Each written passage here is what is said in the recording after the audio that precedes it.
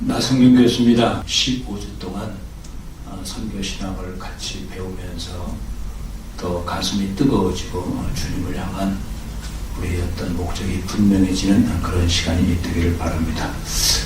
강의실에서 강의를 했을 경우에는 저는 항상 찬송을 먼저 합니다. 그 다음에 순번적으로 돌아가면서 기도도 하고 또 선교 관련한 어떤 말씀 한 구절을 읽고 한 5분 동안 메시지를 나눈 다음에 이제 강의를 시작합니다. 그리고 강의 끝에는 이제 서로 질의와 토의를 통해서 마무리를 하고 모든 수업이 마칠 때는 주님이 가르쳐 주신 기도로 마치게 됩니다. 쉽게도 이제 대면 수업이 아니기 때문에 영상을 통해서 수업을 하기 때문에 그런 과정은 생략을 하고 선교신학 3교시 강의를 하도록 하겠습니다.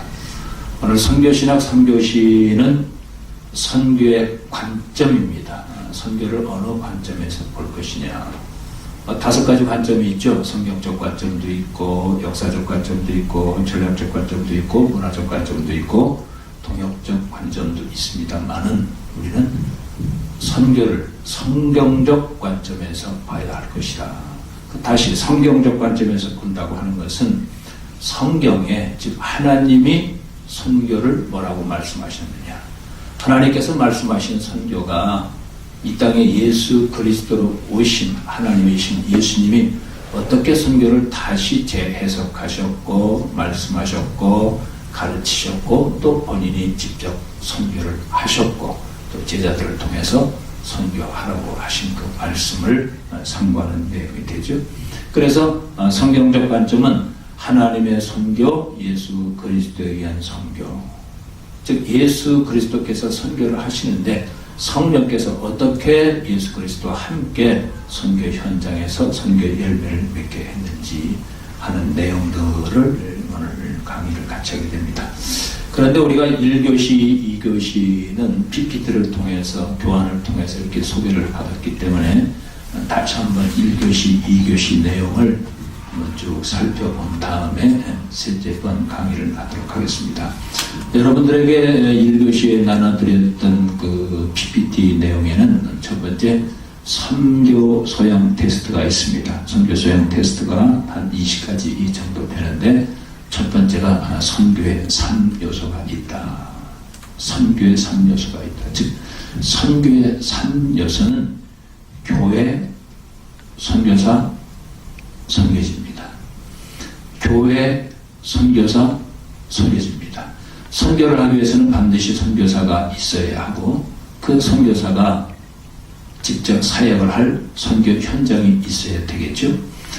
선교사도 중요하고 선교지도 중요합니다만은 선교의 출발점은 반드시 교회가 되어야 합니다.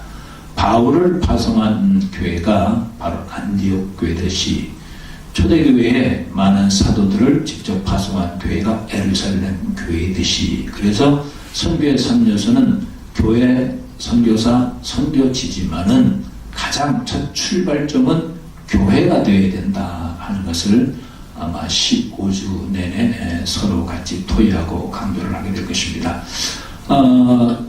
출발지가 교회라고 하는 것은 다시 구체적으로 설명한다고 하면은 선교의 출발은 담임 목사가 돼야 한다. 담임 목사가 어떤 선교에 대한 분명한 비전을 가지고 계획을 가지고 또 어떤 전략을 가지고 연구하고 고민하고 또 선교지를 다니면서 필요한 모든 내용들을 리서치를 하고 이런 모든 것이 준비된 다음에 정말 이 지역에 맞는 사람을 보내야 되는데 그 사람을 선정하는 것도 청년들을 비전 트립을 시킨다든지 미션 트립을 시킨다든지 해서 그들에게 우선 영혼을 사랑하는 열정을 심어줘야 되겠죠. 그리고 이제 어떤 소정의 신학 교육을 마치고 또 선교를 마치고 또 교우와 담임 목사가 함께 이제 선교지를 선정을 해서 선교사를 파송을 하고 또 선교사가 그 지역에서 사역을 하고 사역이 마치게 되면은 다시 두 번째 사역을 하게 되고 안식년도 갖게 되고 또 여러 가지 선교사의 모든 이런 사이클을 바로 교회에서 주관해야 된다 하는 것은 곧 담임 목사 주관하에 진행돼야 된다고 하는 것이기 때문에 선교의 핵심은 담임 목사입니다. 그래서 여러분들이 앞으로 이제 MDB 과정을 다 마치게 되면은 전부 담임 목사님이 될 텐데, 담임 목사가 될 때에 성경이 원하는 선교, 성령님이 인도하는 선교, 또 말씀이 인도하는 선교를 하기 위해서 우리는 선교 신학이 대단히 중요하다 하는 것을 다시 한번 인식하면서 이 강의가 시작됐으면 좋겠고요. 그렇다고 하면은 1호 선교사는 누구냐? 두 번째 우리가 소양 테스트의 그 질문이 1호 선교사는 누구냐? 뭐 대부분 윌리엄 캐리라고 하는 분도 있겠고, 또 어떤 분들은 사도 바울이라고 하는 분도 있겠지요. 그러나 분명한 것은 1호 선교사는 하나님 자신이고 예수 그리스도가 1호 선교사다. 그래서 모든 선교의 모델은 예수님으로부터 배워야 되는 거죠. 예수님께서 선교를 어떻게 하셨느냐? 하나님이 어떻게 선교를 하셨느냐? 물론 하나님이 하신 선교, 예수님이 하신 선교를 바울이 공부를 했고 또 윌리엄 캐리가 공부를 하고 그 당시 문화와 상황에 맞게끔 다시 재해석해서 선교 현장에서 선교한 건 사실입니다만은, 그러나 가장 출발적은 예수 그리스도의 선교였다. 다음 이제 선교와 관련된 예수님의 말씀이 무엇이냐? 물론 마태복음 18장도 있고 사도행전 1장 8장도 있습니다만은 선교와 관계되는 예수님의 말씀은 요한복음 20장 17절과 21절 말씀입니다. 그래서 선교학에서는 가장 기본이 되는 말씀이 요한복음 20장 17절과 21절이다. 아버지가 나를 선교사로 보낸 것 같이 나도 너희를 선교사로 보낸다 하는 말씀이죠. 그 다음에 이제 선교라는 과정 속에서 성령님과 선교는 어떤 관계가 있느냐? 사도행전이 사실은 성령께서 사도들을 고용하셔서 선교했던 내용이 사도행전이죠. 그래서 사도행전은 성령행전이라고 하고, 사도행전이 28장이 끝났습니다만 지금도 성령님에 의해서 사도행전은 29장이 계속 쓰여지고 있다. 우리는 이렇게 해석을 하고 있습니다. 다섯 번째 질문이 선교지 2항에 있었습니다. 선교지에 가서 모든 사역을 다 한 다음에 현지인에게 사역을 2항을 하고 이제 다시 제2의 선교지로 간다든지 아니면 다른 나라로 간다든지 아니면 선교지 내 다른 종족으로 간다든지 하는 이런 어떤 제2의 텀을 맞이하면서 2항을 어떻게 할 것이냐 하는 이런 내용을 우리가 좀 숙지를 한 다음에 연구를 해야 되겠죠. 그다음에 이제 미전도 종족에 대한 뜻을 잘 이해를 좀 할 필요가 있습니다. 지금 현대 선교 전략은 미전도 종족 선교입니다. 미전도 종족 선교. 지금도 지구촌에 약 17,900종족이 있는데 그 중에서 미전도 종족이 7,078종족이에요. 퍼센트로 본다고 하면 42%란 말이에요. 그래서 한국교회나 세계교회나 모든 선교사들이 집중적으로 선교하는 대상이 미전도 종족이에요. 그럼 미전도 종족의 그들의 환경이라든지 그들의 문화라든지 그들의 종교라든지 그들의 철학이라든지 이런 모든 것을 우리가 숙지를 하고 이 미전도 종족에서 어떤 방법으로 어떤 전략으로 또 어떻게 선교를 할 것이냐 하는 것을 우리가 연구를 많이 해야 되겠죠. 미전도 종족 중에서도 미개척 종족이라고 있습니다. 미전도 종족은 이미 복음을 받아들인 기독교인들이 있어요. 그러나 그 퍼센트가 많지가 않죠. 2% 미만인데 2% 미만이 있다 할지라도 스스로 자조가 되지 않는 종족, 이 종족을 미전도 종족이라고 하는데 미개척 종족은 달라요. 아직까지 선교사가 들어가지 못했다든지 예수 영화라든지 성경은 번역됐습니다마는 그 안에 교회를 개척할 수 없다든지 여러 가지 핍박이라든지 뭐 예를 들면 중동의 무슬림 지역이라든지 아주 원론주의적인 무슬림 지역은 정확히 미개척 종족이라고 할 수가 있겠죠. 그 중에서도 이제 아주 불교 국가 중에서도 절대적으로 불교가 국가의 종교가 되고 불교를 절대적으로 그렇게 문화화하는 그런 것은 기독교가 들어가기가 힘들죠. 아무튼 이런 종족들이 지구촌에 약 5억 3천이 있고 77개국에 639종족이 있습니다. 이 종족들을 우리가 어떻게 복음화할 것이냐 하는 것이 미개척 종족에 대해서 선교 전략을 우리가 공부하게 되고, 이런 모든 것을 한마디로 표현하면 이제 전방개척 선교라고 해요. 그동안은 우리가 선교지를 대상으로 해서 선교를 해야 되겠다 이런 개념을 갖고 있었습니다만 이제는 바뀌었죠. 세계가 전부 네트워크가 되고 또 글로벌이기 때문에 영국 같은 경우에도 실질적으로 그 안에 아프리카 사람이라든지 이런저런 사람들이 많이 들어와 있고 무슬림도 있고 뭐 많은 사람들이 있기 때문에 영국은 어떻게 보면은 문화는 기독교 문화가 있는지 모르지만은 실질적으로는 미전도 종족과 비슷한 그런 경향을 가지고 있어요. 그러니까 영국 내에 영국 사람들이 대상이 아니고 영국 내에 많은 아프리카라든지 이런 이슬람에서 온 사람들이 많이 거기 같이 생활을 하고 있기 때문에 영국 내에도 미전도 종족이 있다고 하는 거죠. 그러니까 이제는 선교의 개념이 지역 개념이 아니라 사람 개념이다. 다시 더 구체적으로 설명한다고 하면은, 자, 한국은 좀 기독교가 18%란 말이에요. 그럼 한국에 선교사를 보내는 경우는 없어요. 한국은 선교하는 나라지 선교사를 받는 나라는 아니다. 그러나 선교학자인 제가 볼 때에 세계에서 가장 선교 현장이 가장 좋은 선교 현장이 대한민국이다. 대한민국이다. 왜 그렇습니까? 대한민국에는 250만 명의 이주민이 있어요. 3만 7천의 세터민 북한분들이 있어요. 5만의 난민들이 있어요. 이 대부분들이 하나님을 모르는 종족들이기 때문에 오히려 한국에서는 250만 명에 대한 많은 주로 무슬림이라든지 주님을 만나지 못했던 세터민이라든지 또 난민이라든지 이런 분들을 대상으로 선교하는 것이 곧 전방개척 선교다. 앞전자가 아니고, 즉 주님을 만나지 못했다고 하면은 복음을 들어야 할 사람이 있다고 하면은 영혼을 구원시켜야 할 지역이 있다면 그 지역이 곧 선교지라고 하는 거죠. 더 쉽게 이해를 든다고 하면은 가정에서도 한 가문에서도 실질적으로 무신론자가 있지 않습니까? 주님을 모르는 사람들이잖아요. 그러나 기독교인 입장에서는 자기 가정이, 자기 가문이 곧 바로 전방 개척 지역이 될 수가 있다. 그러니까 선교 지역 개념은 이제 지역 개념이 아니에요. 복음을 들을 사람이 있다고 하면 거기가 바로 선교지다. 그러니까 세계가 다 선교지가 되는 것이죠. 영국도 선교지가 되는 거고 미국도 선교지가 되는 거고 대한민국도 선교지가 되는 거고, 이런 개념이 바로 전방개척 선교다. 한국에는 많은 교단이 있고 선교 단체가 있습니다. 선교단체가 한 180 정도 되고 교단은 많지요.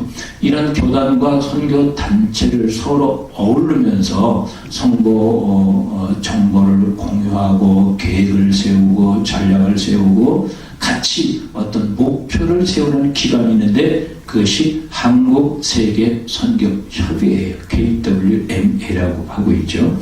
그 다음에 이제 10번째, 선교와 문화와 관계. 선교에 대해서는 우리가 늘 이렇게 공부를 했습니다만은 문화에 대해서는 그렇게 접할 기회가 없었죠. 문화는 3개 요소가 있어요. 문화를 형성하는 것은 기후입니다. 기후에 따라서 그들의 문화가 많이 바뀌게 되죠. 한국 같은 경우는 사시사철이 있기 때문에 비교적 준비해야 하는 문화가 있죠. 봄이 지나면은 여름이 오기 때문에 여름 준비해야 되겠다. 또 겨울 준비해야겠다. 그러면서도 우리 민족의 고유한 어떤 특성이 있기 때문에 빨리빨리 준비해야 되겠다 하는 기후에 의해서 문화가 형성이 된다. 두 번째는 언어에 의해서 문화가 형성, 당연한 것이죠. 언어의 그 특성이라든지 언어의 장점이라든지 언어의 그 원뜻이라든지 언어가 풍기고 있는 그 어떤 사상이라든지 이런 거에서 문화가 만들어지고 있다. 세 번째는 종교죠. 이분들이 어떤 종교를 가지고 있느냐, 불교냐, 기독교냐, 힌두교냐, 이슬람이냐, 샤머니즘이냐, 토속종교냐, 이런 종교에 따라서 이제 문화가 만들어지게 됩니다. 그렇다고 하면 선교와 문화는 어떤 관계를 가지고 있느냐. 선교라고 하는 것은 그들의 문화 속으로 들어가서 복음을 전하는 것이 선교라고 말해요. 그래서 선교와 문화 관계에는 연구할 그런 내용들이 참 많습니다. 그래서 아마 이제 2학기 때는 선교와 문화라고 하는 과목이 개설돼서 아마 공부할 수 있는 기회가 있게 될 것입니다. 이제 우리는 대신교단 소속이기 때문에 교단에서 선교 전체를 기획하고 조정하고 훈련하고 파송하고 관리하는 그런 단체가 있어요. 그 단체를 우리는 DMS라고 합니다. 또 이 단체에 대해서는 소개할 수 있는 기회가 많이 있을 것입니다. 이제 선교사를 파송하는 주체는 어디냐? 선교사를 파송하는 곳이 어디냐? 교회냐? 노예냐? 선교단체냐? 뭐 교단이냐? 여러 가지 많은 관점을 갖고 있습니다만은 선교사를 파송하는 것은 해당 교회입니다. 해당 교회에서 선교사를 파송을 하고 해당 교회에서 훈련을 어떤 특정 교단이라든지 선교단체에 위임을 하는 것이죠. 그리고 위임받은 그 후보생들을 훈련해서 실질적으로 이제 교단에서 선교사를 파송을 하게 됩니다. 그러나 선교의 파송의 주체는 교회다. 그 다음에 이제 미전도 종족 선교를 하면서 가장 첫 번째 단계가 이방입니다. 선교 용어에서 이방이라고 하는 단어가 있는데 혹자들은 입양을 지금 미전도 종족, 예를 들어서 캄보디아에 있는 크메르 종족에 있는 어떤 아이들을 입양을 해서 그 아이를 훈련시켜서 선교사를 파송, 이런 개념이 아니고 종족을 품었다고 하는 뜻이에요. 즉 7078 종족 중에서 교회의 어떤 이념, 교회의 어떤 선교 목표라든지 교회의 규모라든지 아니면 교회의 자원이라든지 이런 걸 판단해서 우리는 아프리카에 있는 어떤 종족을 입양하고 싶다든지 아니면 아시아에 있는 어떤 종족을 입양하고 싶다든지 입양의 선택 권한은 교회가 있죠. 그래서 그 종족을 이제 우리 교회에서 그 종족을 책임지고 기도하고 선교사도 파송하고 파송한 선교사에 위해서 제자를 연도시키고 교회 개척도 하겠다 하는 이런 개념의 출발이 입양이에요. 입양이라고 하는 개념을 우리가 잘 숙지할 필요가 있고, 그 다음에 이제 선교에서 땅끝이라고 하는 개념이 있는데 아마 많이 들어봤을 거예요. 나는 땅끝 선교사입니다. 땅끝 선교사입니다 하는 이야기를 많이 들었을 텐데, 땅끝이라고 하는 개념은 지리적 개념도 있고 성경적 개념도 있고 영적 개념도 있고 또 선교적 개념도 있어요. 그래서 우리는 지리적 땅끝이라고 하면 저 남아프리카 밑에 있는 그것이 된다든지 북것이 된다 이렇게 될 것이고, 영적 땅끝이라고 하는 것은 일본이 될 수도 있겠죠. 또 여러 가지 성경적 땅끝이라고 하는 것은 미개척 종족이 있는 것이 곧 성경적 땅끝이라고 될 수가 있겠죠. 그러니까 여러 가지 땅끝 개념도 선교적 관점에서 살펴봐야 합니다. 그 다음에 이제 선교지 선정 책임은 어디 있느냐? 아까 선교 3요소를 할 때 말씀을 같이 나눴죠. 선교지 지역 책임은 바로 교회다. 즉 담임 목사가 된다.